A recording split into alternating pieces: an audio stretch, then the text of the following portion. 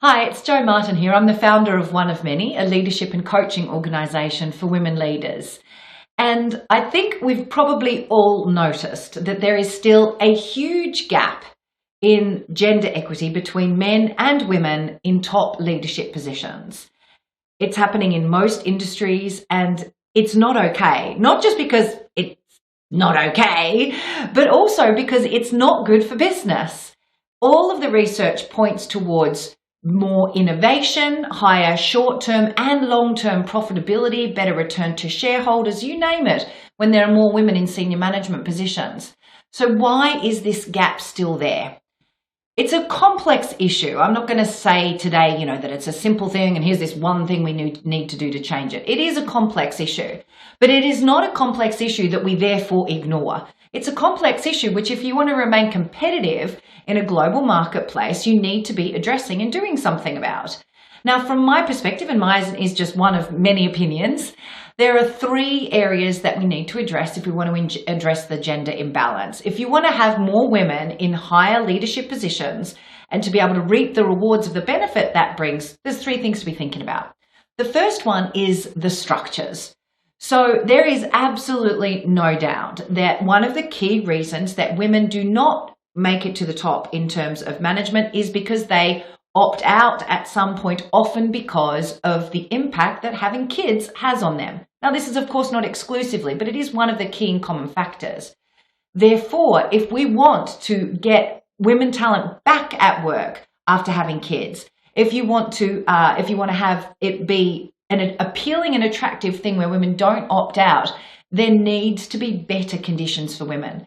So in terms of be thinking things like flexible working, job sharing, parental support, parental leave policies, all of those structures that make a workplace easier for women to participate, or even parents to participate at those higher levels.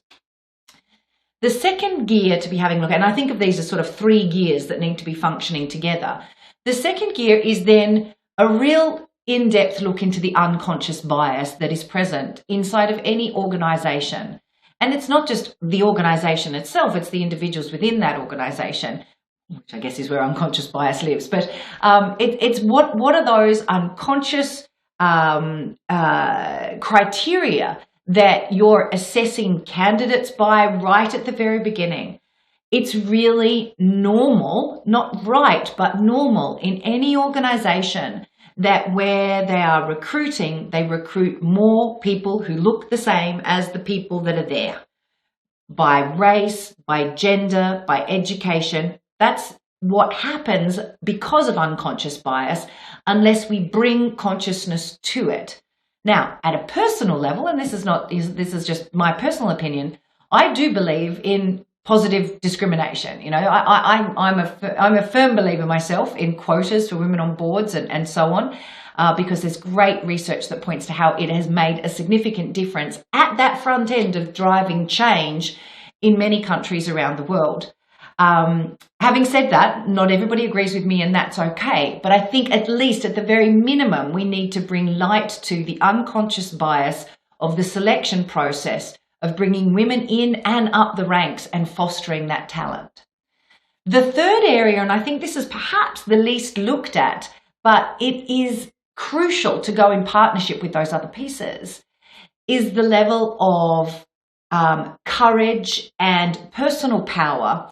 Perhaps you could call it personal agency, that those women who are at that point of choosing whether to move up into senior management and executive leadership, how much appetite do they have for that?